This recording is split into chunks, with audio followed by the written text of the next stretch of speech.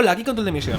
Hoy os traigo un vídeo con el que vais a alucinar. Se trata de la historia real de un cosmonauta soviético que fue abandonado literalmente en el espacio y que gracias a eso consiguió viajar ligeramente al futuro. Así, tal cual. Y no me he vuelto loco. Los viajes en el tiempo, concretamente al futuro, son posibles gracias a un efecto llamado dilatación temporal, que ya fue predicho por la teoría de la relatividad de Albert Einstein y que ya ha sido totalmente comprobado. Si no lo conocías, la historia que te voy a contar en este vídeo va a hacer que te estalle por completo la cabeza. Aquí te cuento la increíble pero insólita historia de Sergei Krikalev, el hombre que fue abandonado en el espacio. 3, 2, 1, despegamos.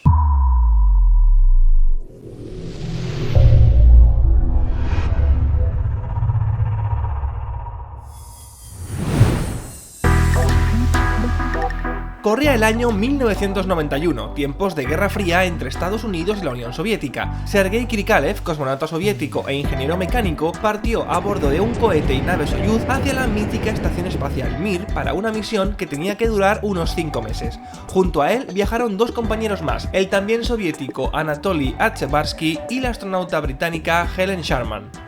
El lanzamiento fue desde el legendario cosmódromo de Baikonur, que aún hoy día sigue estando operativo y que fue desde donde la Unión Soviética se puso en ventaja en la carrera espacial contra Estados Unidos, con hitos como por ejemplo poner el primer satélite en órbita, el Sputnik, el viaje de la perrita Laika y sobre todo el primer hombre en orbitar la Tierra, Yuri Gagarin.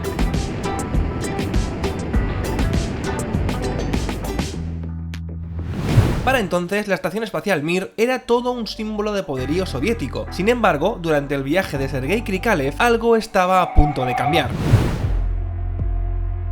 La misión de Krikalev y su equipo era más bien rutinaria. Debía hacer algunas reparaciones y actualizaciones de la estación y una vez terminadas ya podría regresar a la Tierra. Pero desde la estación espacial Mir, Krikalev tenía una vista tan hermosa de la Tierra que no le permitía ver en realidad el incendio político en el que ardía por entonces su país. La Unión Soviética empezaba a romperse con el paso de los días y la situación no hacía más que empeorar. Debido a todo este clima, la tripulación que acompañaba a Sergei fue enviada de nuevo a la Tierra, pero a él le pidieron que, por favor, y ya sabéis lo que significaba por favor en la antigua Unión Soviética, que se quedara un poco más en la estación espacial hasta que llegara otra tripulación para poder reemplazarle, ya que si él también volvía con sus compañeros, la mítica estación espacial Mir quedaría a la deriva y se perdería para siempre. Krikalev aceptó el encargo y alargó su estancia en el espacio hasta que le pudieran traer un reemplazo. Lo que no sabía por entonces es que la fallida Unión Soviética ya no tenía dinero para enviarle un reemplazo y además tampoco iban a encontrar cosmonautas con experiencia suficiente como para relevarlo como comandante. Krikalev intentaba pasar el tiempo como podía y para no sentirse tan solo empezó a comunicarse por radio con radioaficionados de todos los lugares de la Tierra por donde su estación espacial iba pasando, lo que le hizo ganarse el afecto de radioaficionados de todo el mundo. Finalmente, la Unión Soviética consiguió apañárselas para enviarle compañía y nuevos cosmonautas llegaron a la Mir, pero sin embargo, como era de esperar, ninguno de ellos tenía la experiencia suficiente como para reemplazar a Sergei y quedarse a cargo de la estación, por lo que el cosmonauta tendría que seguir allá arriba orbitando la Tierra un poquito más. Pero es que lo peor estaba por llegar.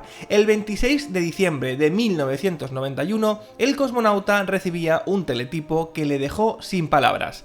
Este es el momento exacto en el que Sergei Krikalev leía el mensaje que le enviaban desde la Tierra. La Unión Soviética se había disuelto. Sergei quedó hecho pedazos, casi igual que la Unión Soviética, que quedó fragmentada en 15 naciones diferentes y el país que había enviado a Krikalev al espacio simplemente había dejado de existir. El momento fue inmortalizado por un compañero de tripulación que se encontraba con él en ese momento y la fotografía, como es evidente, ya forma parte de la historia de la exploración espacial.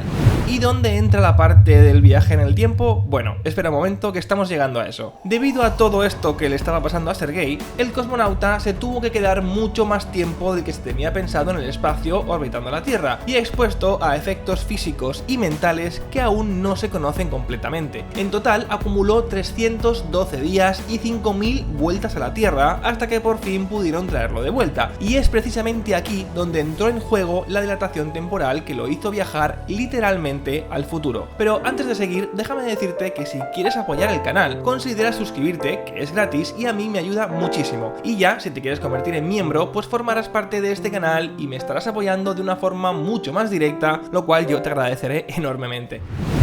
Bueno, vamos con la dilatación temporal. ¿De qué se trata? Pues mirad, resulta que, de acuerdo a la teoría de la relatividad de Einstein, el tiempo transcurrido por dos observadores será diferente cuanto mayor sea la diferencia de velocidad entre ellos. Es decir, si tú te mueves más rápido que yo, el tiempo pasa más despacio para ti. Sí, sé que suena raro y es que a poca velocidad la diferencia es prácticamente inapreciable, pero cuando hablamos de personas que orbitan la Tierra a más de 27.000 km/h, la cosa cambia. Y creedme, esto está más que demostrado. Por ejemplo, hace unos años se realizó un experimento con dos relojes atómicos perfectamente sincronizados. Uno de ellos fue enviado al espacio durante una misión espacial y el otro se dejó en la Tierra. Al regresar, los dos relojes estaban desfasados el uno del otro.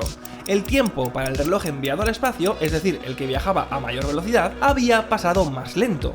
También se pudo comprobar, por ejemplo, con los relojes de los transportadores espaciales, que después de sus misiones al espacio tenían los relojes ligeramente desfasados también. Y este efecto de la dilatación temporal no solo ocurre con la velocidad, sino que también se produce si las dos personas están expuestas a campos gravitatorios diferentes, que es lo que pasa en la película Interstellar, cuando los protagonistas están en un planeta cercano a un agujero negro supermasivo y esta exposición a un campo gravitatorio tan fuerte hace que el tiempo para ellos pase mucho más lento que en la Tierra.